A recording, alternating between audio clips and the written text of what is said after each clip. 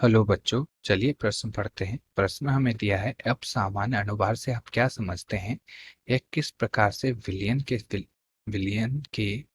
के विलयन में संयोजन अथवा वियोजन से संबंधित है? तो आइए प्रश्न की मुख्य अवधारणा समझते हैं। मुख्य अवधारणा देखिए, अब सामान्य अनुभार। तो देखिए, जब किसी पदार्थ का क्या है, अणुभार है, वो सामान्य अणुभार, जो प्रायोगिक अणुभार है वो सामान्य अणुभार से भिन्न प्राप्त होता है, तो उसे हम क्या बोलते हैं? अपसामान्य अणुभार। किसी पदार्थ का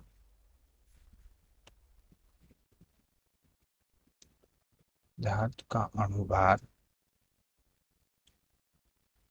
किसी पदार्थ का प्रायोगिक अणुभार, प्रायोगिक अणुभार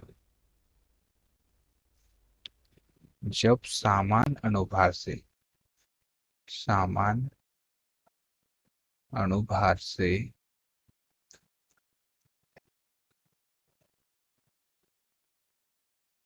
भिन्न प्राप्त होता है,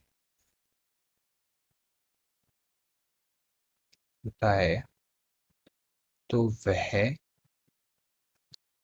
क्या होता है? अपसामान्य। तो प्रायोगिक अणुभार को हम क्या बोलते हैं?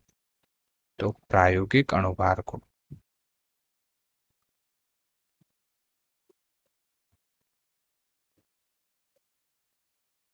अणुभार को अपसामान्य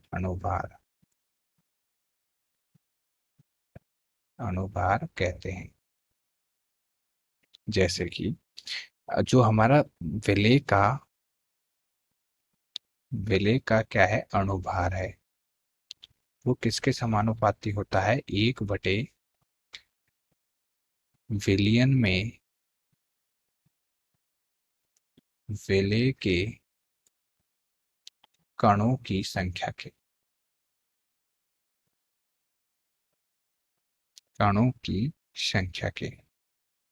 समानुपाती होता है। अब ये विलेय के विलयन में संयोजन तथा वियोजन से कैसे संबंधित होता है, देखिए समझते हैं।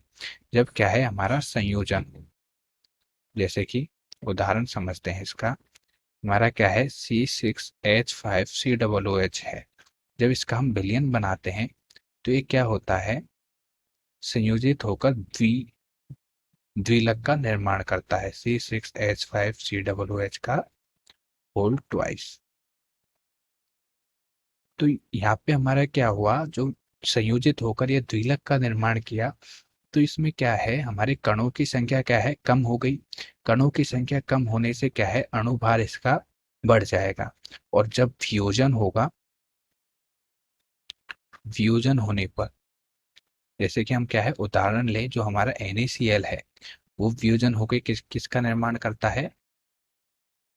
Na++Cl-। तो वियोजन हो करने पर इसका क्या है, जो कणों की संख्या है वो बढ़ जाएगी, तो इसका अणुभार क्या है, कम हो जाएगा। तो अतएव कणों की ये क्या है, संयोजन और वियोजन से हमारा वैल्यू का अणुभार निर्भर करता है। तो आशा करता हूँ आपको प्रश्न समझ में आया होगा। धन्यवाद।